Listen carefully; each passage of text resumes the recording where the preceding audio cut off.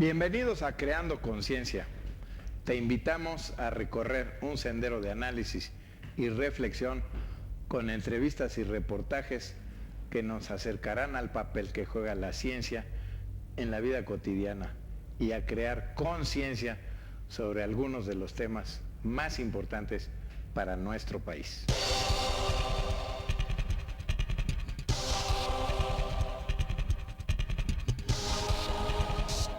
La Organización de Naciones Unidas señala que las guerras del futuro serán por el control del agua, lo que no significa que el recurso se acabe, sino que continuará acaparándose por unos cuantos que lo utilizan como mercancía con un valor económico cada vez mayor.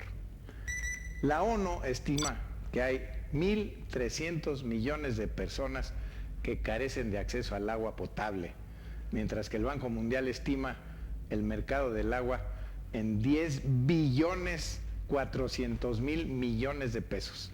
De acuerdo con la UNESCO, en los países desarrollados, la variación del precio del agua va desde 40 centavos de dólar por metro cúbico en Canadá hasta 5 veces más en Alemania, mientras que en los países subdesarrollados el agua proveniente de distribuidores informales puede ser hasta 100 veces más cara que la entubada.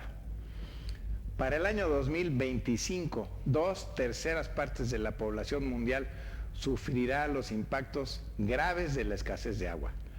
Las razones son múltiples y se basan sobre todo en el manejo irresponsable y la sobreexplotación del recurso, incluida su exportación, que en muchos casos no sale del país como tal, sino de manera virtual, a través de los productos que se venden, como es el caso de las frutas, las legumbres y los jugos que enviamos al extranjero.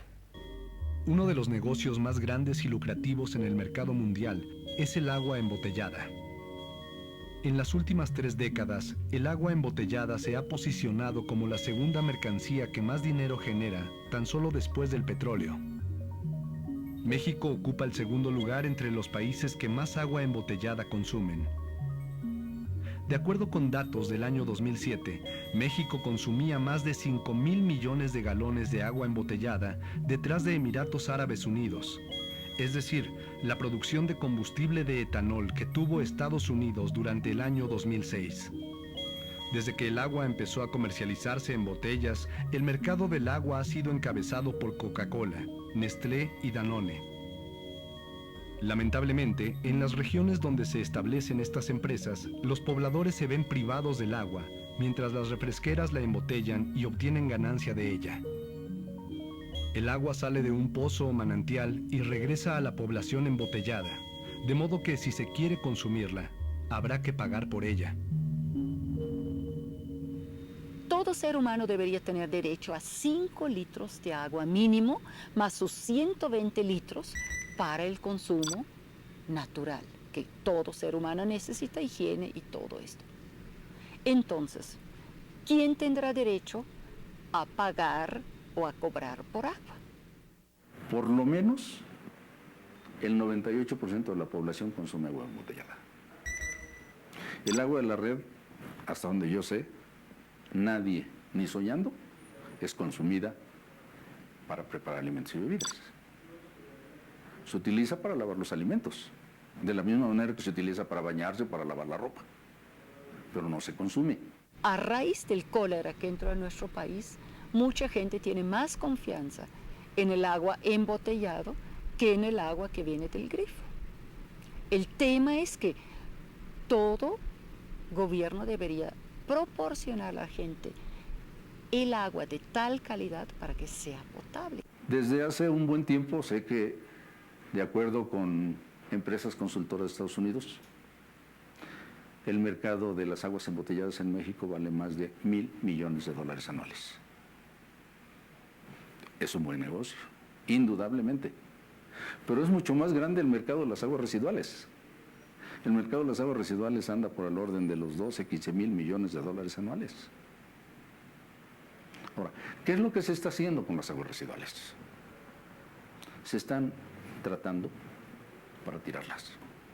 O tira a cauce, a un arroyo, a un río, o tira a drenaje, o tira al pasto. Pero no se aprovecha para otra cosa. Si comparamos en el Distrito Federal un agua por metro cúbico que uno paga como ciudadano, por ejemplo, sale entre 3 a 5 pesos. Si yo compro embotellados en pequeños botellitos, pagaría como 32,000 pesos por el mismo agua. El agua dulce en el mundo es suficiente para abastecer una población humana 3 veces mayor a la actual. Es más bien la inequidad en el acceso al agua, la contaminación, la desviación de los ríos, la deforestación y el cambio climático que han hecho del agua limpia un bien escaso. En esta situación, los grandes monopolios juegan un papel muy importante. México ha firmado el pacto y la observación general emitida en 2003 por el Comité de Derechos Económicos, Sociales y Culturales de las Naciones Unidas, que promulga el derecho de todas las personas a disponer de agua suficiente, salubre, aceptable y accesible, la cual debe manejarse de modo sostenible para que las generaciones presentes y futuras la puedan disfrutar. No obstante, hoy en día, 1 de cada 10 mexicanos carece aún de agua potable y 14% no tiene drenaje. Nuestro programa de hoy aborda esta problemática. Uno de los grandes ejemplos de destrucción y saqueo de los recursos hídricos en México, así como del privilegio de que gozan las transnacionales como Coca-Cola, es la empresa Fomento Económico Mexicano, FEMSA, la cual tiene poca información pública disponible. Se desconoce el tipo de agua que utiliza, de dónde la obtiene, cuánto paga por los derechos de líquido. FEMSA fue fundado en 1890 y es la embotelladora de refrescos más importante de América Latina, ya que maneja 64 marcas de refrescos y agua. Se trata de grandes monopolios que han crecido al amparo de los gobiernos federales en las más recientes administraciones. Aquí viene un problema que en otras partes del mundo existen normas y existen leyes que se cumplan. Aquí nosotros tenemos que reforzar urgentemente el cumplimiento de la ley. O sea, no es posible que una refresquera utilice el agua subsidiado de todo el conjunto de la sociedad para negocios.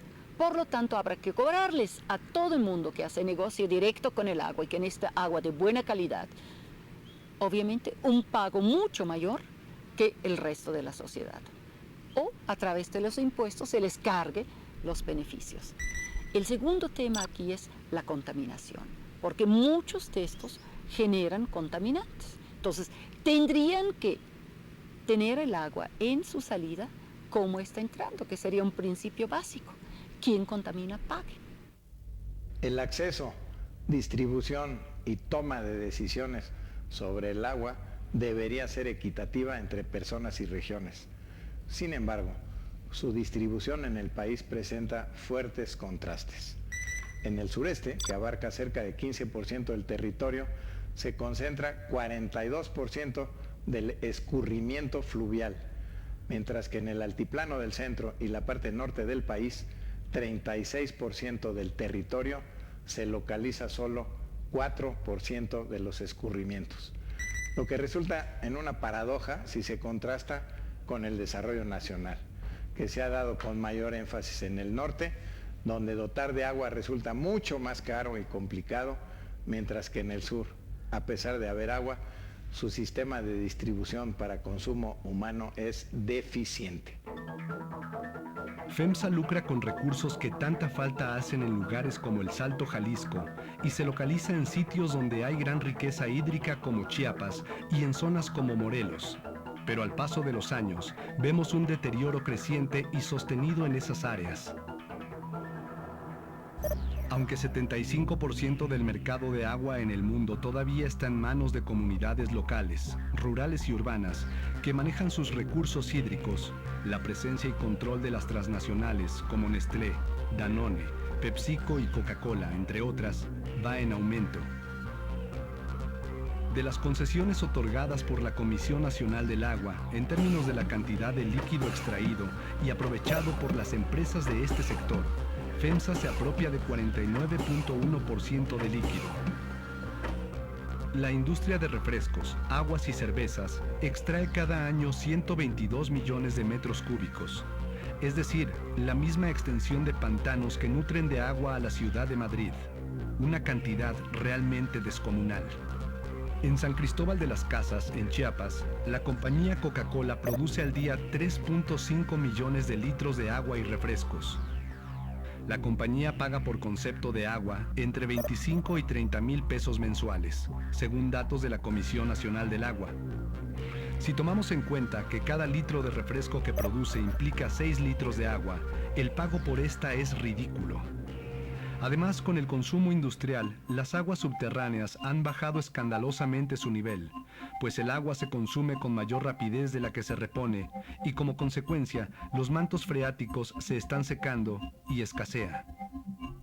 Las ciudades y las industrias, las empresas transnacionales y los organismos como el Banco Mundial, el Fondo Monetario Internacional y el Banco Interamericano de Desarrollo presionan a los gobiernos para reformar sus leyes y permitir el control de los recursos naturales.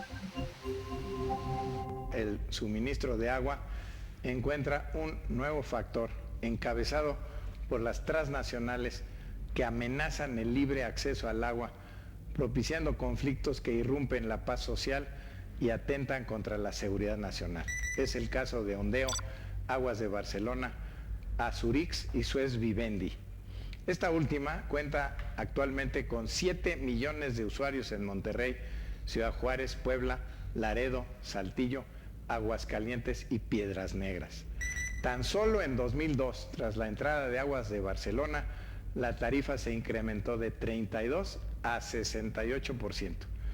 Con el fin de obtener grandes ganancias por el agua, numerosas empresas privadas europeas de servicios compiten por las operaciones de suministro público del vital líquido en la mayoría de los países latinoamericanos, que se han convertido en importantes licitadores de nuevas estructuras relacionadas con la gestión del agua a través de la iniciativa privada. Por lo tanto, tenemos a nivel mundial dos muy grandes empresas transnacionales. Tenemos muchas pequeñas, o sea, las dos son francesas, Suez y General des Eaux, ¿no? Y estas dos empresas se han fusionado con muchas otras empresas multinacionales. Por lo tanto, hay una red completa a nivel mundial que trata ahorita de presionar a los gobiernos a privatizar el agua. Entonces, aquí viene un conflicto entre el bien social común y el bien mercantil. Fue en septiembre de 2002, durante la primera evaluación de Promagua, que Víctor Lichtinger, entonces secretario de Medio Ambiente y Recursos Naturales, admitió la pérdida de numerosos ríos y lagunas, así como importantes superficies en los lagos Chapala, Pátzcuaro, Cuitzeo y Xochimilco, y mencionó que grandes cuencas se utilizan como vertederos que convierten lechos de ríos y cuerpos de agua en basureros. La situación es alarmante porque los principales ríos de la nación están recibiendo descargas industriales, están recibiendo escurrimientos de campos de cultivo que contienen plaguicidas, descargas domésticas de ciudades y pueblos, y todo esto lo está cargando el caudal de estos ríos, de los ríos principales, Teposita del Coatzacoalcos, el río Lerma, el río Toyac, que es el Alto Balsas. Las aguas usadas, que las tenemos a la mano, que no nos cuesta ir a traerlas a ningún lado, que nos están causando daño porque por donde pasan dejan una estela de contaminación y de daño. Les quitamos lo que no es agua y tenemos agua con la calidad que necesitamos. Agua potable que cumpla estrictamente con la norma 127. Agua desmineralizada, que no produzca incrustaciones en calderas, condensadores evaporativos, torres de enfriamiento, intercambiadores de calor, sistemas de aire acondicionados por humedad. O agua incluso con calidad inyectable.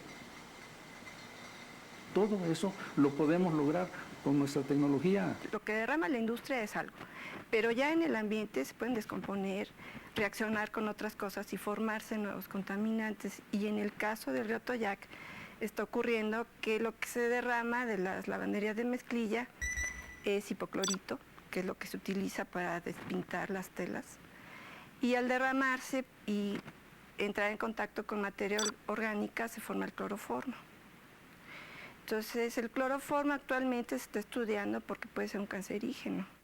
En marzo del 2006, México fue la sede del cuarto Foro Mundial, donde se dieron cita las principales empresas transnacionales a fin de argumentar la necesidad de establecer políticas que limiten el consumo, según dicen, para proteger el recurso.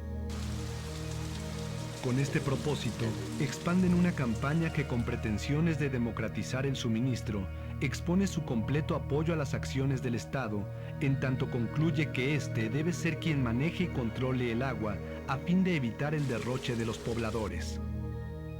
Hemos creado un nuevo concepto que se llama hidrodiplomacia. La hidrodiplomacia sería la conciliación de un conflicto antes que estalle, mediante la organización, la capacidad y la negociación para que la gente sepa usar menos agua, sepa compartir el agua y sobre todo reusarlo. En términos de uso, tenemos que hacer balances a nivel local para definir en qué zona es más grave, por ejemplo, la extracción del agua por parte de la industria o la extracción del agua municipal o la extracción del agua agrícola. No sé si me explico, por ejemplo, en una cuenca pequeña puede ser que una industria esté sacando muchísima agua y los otros no representen tanto, entonces no se puede generalizar. Un tema en el que hay que revisar las legislaciones para incluir todos estos efectos que va a traer el cambio climático. Tenemos también la necesidad de mejorar algunas normas, por ejemplo, la norma de agua potable. Comencé diciendo que podrían estar en el agua 100,000 compuestos y nuestra norma tiene 40. Y esa selección de esos 40 no está fundamentada en nada. Sin embargo, no hay que dejar de tener en cuenta que el Estado y sus instituciones públicas responden exclusivamente a las necesidades del capital. El derecho al acceso al agua se ha convertido en la responsabilidad del individuo, el cliente que paga, en oposición al ciudadano digno de ciertos derechos que tendrían que estar asegurados por el Estado. Cuando nos dicen que el 60% del agua residual se está tratando, se refieren al agua municipal, y en tanto que la industria no trata más de un 10% del agua que genera. Y si comparamos el cumplimiento de las normas, el cumplimiento de las normas por parte de los municipales es mucho más alto que por las partes industriales. ¿Qué nos está diciendo aquí? Que el gobierno ha hecho un esfuerzo muy grande en exigirle a las ciudades, a las diferentes ciudades, gobiernos de las ciudades, el cumplimiento de las normas, pero el esfuerzo en ir persiguiendo a los industriales para un mejor cumplimiento del agua es muy bajo. Hay otra norma que es la de disposición de residuos peligrosos de industrias. Y en esta norma sí están contemplados estos compuestos que son tóxicos y que producen daño a la salud. El problema aquí es que las industrias o no conocen esas normas o simplemente no les hacen caso. En la agricultura, los problemas se agudizan en muchas áreas de riego. La Comisión Nacional de Biodiversidad señala que la extracción ha sido superior a la infiltración, lo que ha provocado la salinización de una superficie de cerca de 500,000 hectáreas en los diferentes distritos de riego, principalmente en las zonas áridas y semiáridas, en donde la recarga es pobre y el balance hidráulico negativo, lo que está minando el almacenamiento subterráneo. Mientras tanto, en las regiones más lluviosas y menos desarrolladas, una fracción considerable del volumen renovable permanece desaprovechada. La gestión del recurso en la frontera México-Estados Unidos también es motivo de disputa. El carácter estratégico del agua en la región genera una profundización en las tensiones de la política y la geopolítica del agua, que podría llegarse a leer como la puesta en marcha de un proceso de apropiación por parte de Estados Unidos de por lo menos la mayor parte del recurso.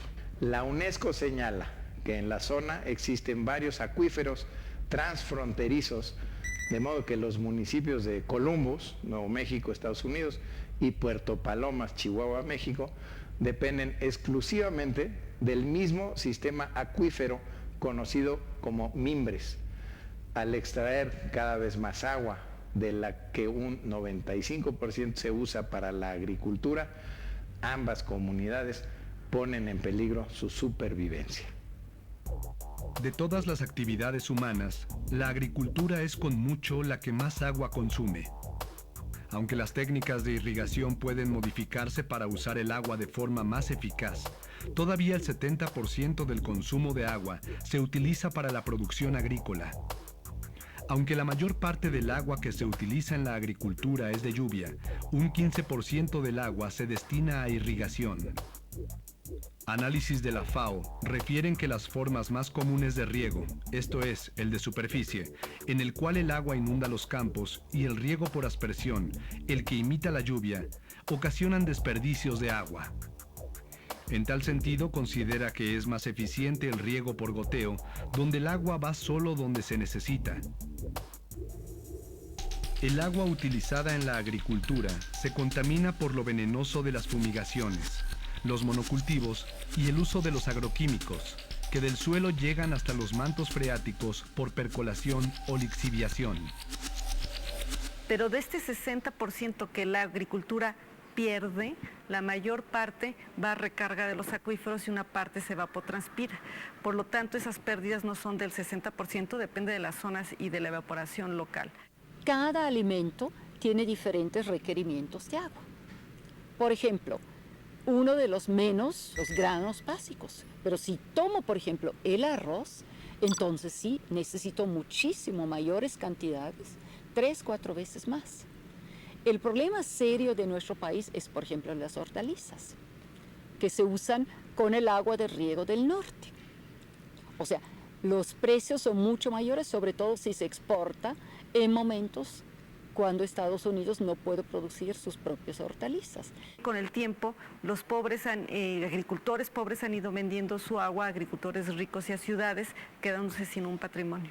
Zonas donde tenemos poco agua, tendríamos que reducir el uso agropecuario, agrícola básicamente, y tendríamos que abocar el agua primero para consumo humano, pero como la nueva ley del agua nacional nos muestra, la LAN, que también el ecosistema tiene derecho a conseguir cierta cantidad de agua para poder mantener su equilibrio. La actividad humana ha alterado el equilibrio del ciclo hidrológico, con lo que su calidad y distribución se han modificado. Junto con la deforestación, la contaminación de la atmósfera también tiene una importante repercusión en la cantidad y frecuencia de lluvia. Zona agrícola, como te decía, pero que ahora está haciendo una transición hacia ser zona industrial. Eso cambia la forma de vida de los habitantes, pero también estos mismos habitantes empiezan a trabajar en las industrias. Entonces, en las industrias tienen una exposición, en sus casas están teniendo la exposición a la contaminación ambiental, y esto trae consecuencias para la salud, ¿sí? Inevitablemente.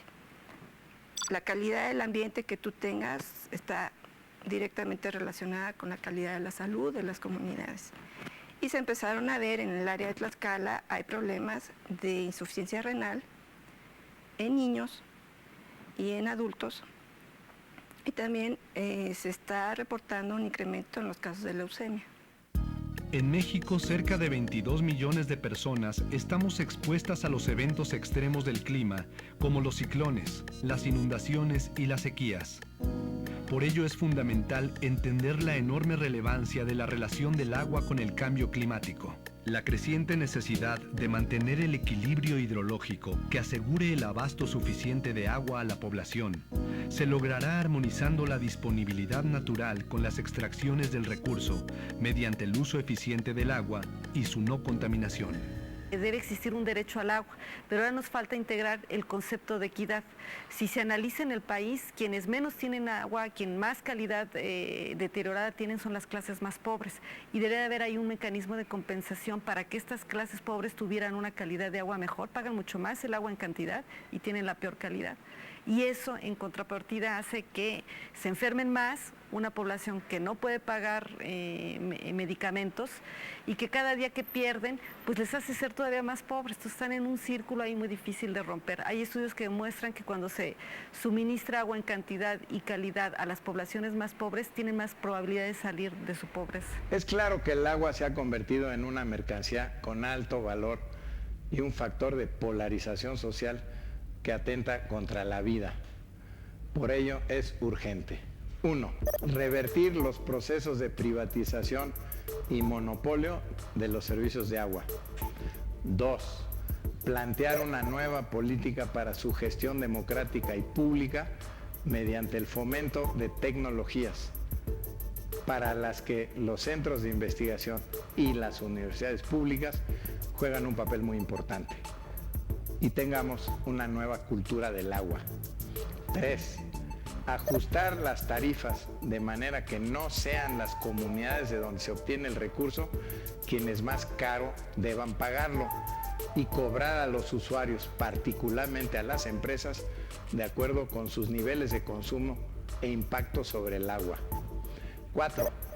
Asegurar que el agua embotellada no sea una necesidad, lo que podrá lograrse con una adecuada potabilización que incluya no solo parámetros biológicos, sino también químicos, así como una amplia y adecuada distribución libre de fugas y posibles contaminaciones. 5. Garantizar que la industria no descargue agua sin tratar a mares, ríos, lagos y mantos acuíferos y establecer un pago por servicios ambientales que permita la conservación del recurso y asegurar agua potable a las poblaciones aledañas. 6. Emprender acciones contra el cambio climático y reducir el impacto a las reservas de agua por la construcción de infraestructura para satisfacer necesidades energéticas o de cualquier índole. 7.